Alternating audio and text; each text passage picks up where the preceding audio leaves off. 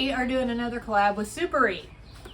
They sent us these 9-inch LED halo, color changing halo headlights. We're going to install them on our Jeep Gladiator. Now these do fit other generations of Jeeps. They also have other sizes that would fit other generations of Jeeps. You'll just have to check their website for the ones that might work for you. Little note, these are not necessarily legal everywhere.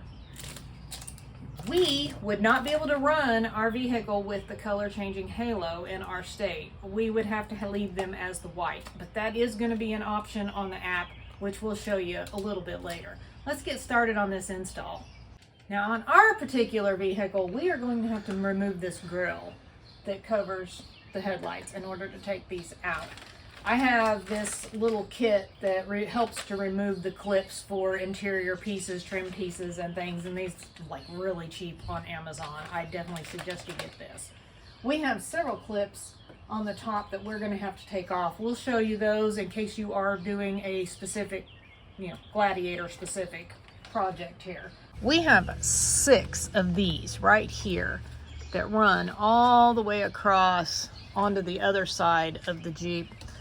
The centers pop up and then you can pull these out. We're going to work on getting those out first. That's the first step in removing our grill.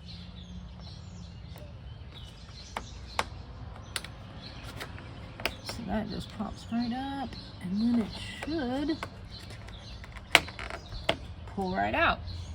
And there it is. I'm going to do the same thing with the rest of them all the way across. I got all those pieces out. The next thing is to pull this off. There are clips that hold the bottom part of this grill on. Now, you do have to be careful if you have a trail cam on the front. You don't want to damage that when you're taking off this grill. So, essentially, you just grab a hold of it and you pull forward and pop it off. It does take a little effort. If you happen to have a winch on here, you're going to have more of a problem getting it off of there.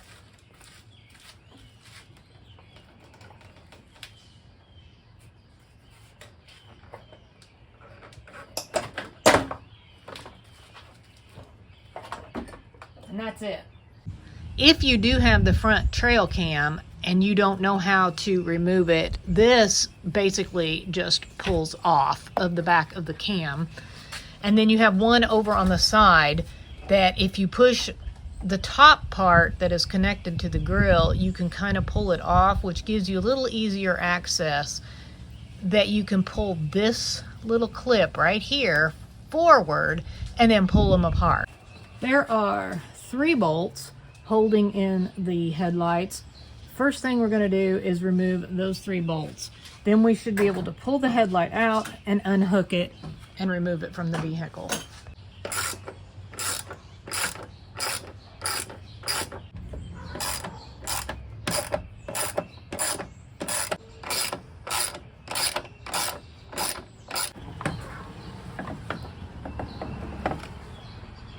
I'm gonna hold that headlight for me.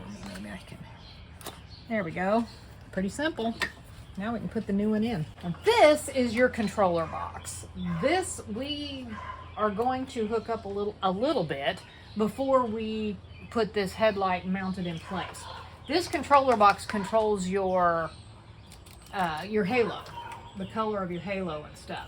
Now one end of this has these 2 little rings. Those are the ones that are going to go to your accessory fuse box. These 2 are for allowing the signal lights, the halos to blink with your signal lights. That's what I'm trying to say.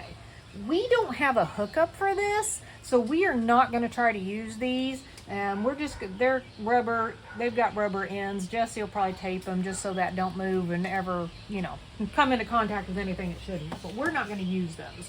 2 pretty long wires. 1 goes to each headlight. And these are labeled left and right. And these screw to this little connection on the back of the headlight.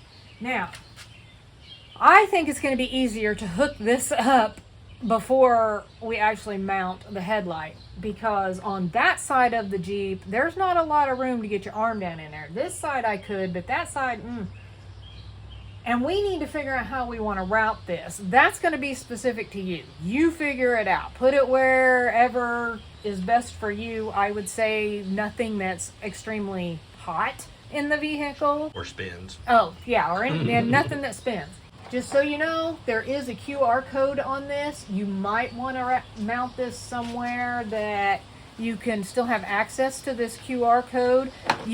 There is a QR code on the instruction sheet, but if you lose that or throw it away, you might want to have access to this QR code. This helps you get to the correct app to control your lights and stuff.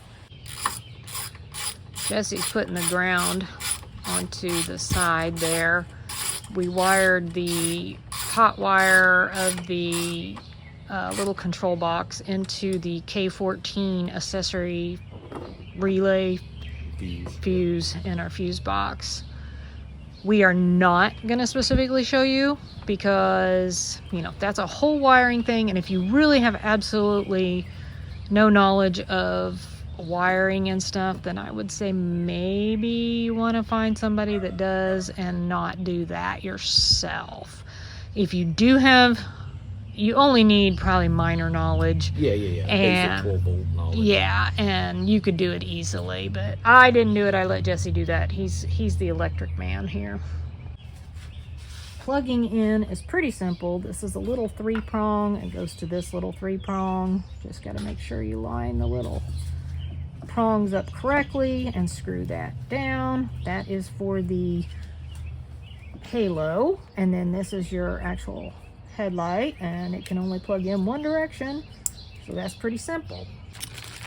You are given springs and really long bolts, and the springs are going to help with the adjustment of the headlight, and then you need these extra long bolts, otherwise I don't think the stock ones would reach the bolt holes. And you're going to use these springs. They just kind of set in that hole, and your bolt falls out. No, and your bolt goes through there, and then you're going to put your bolt into your stock bolt hole. We're going to show you a little trick to lining up your headlights because you don't want them to be out of adjustment. So that trick we're going to show you as soon as we get this mounted to the Jeep.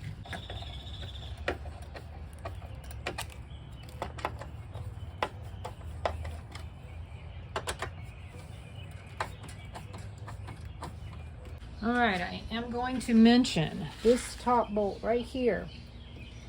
This was not, I guess, quite made far enough over or something, and the bolts that come with the headlight was actually like not working. It was like tightening really soon. It was at an angle. Almost like it's cross thread. Yeah, like it was trying to cross thread.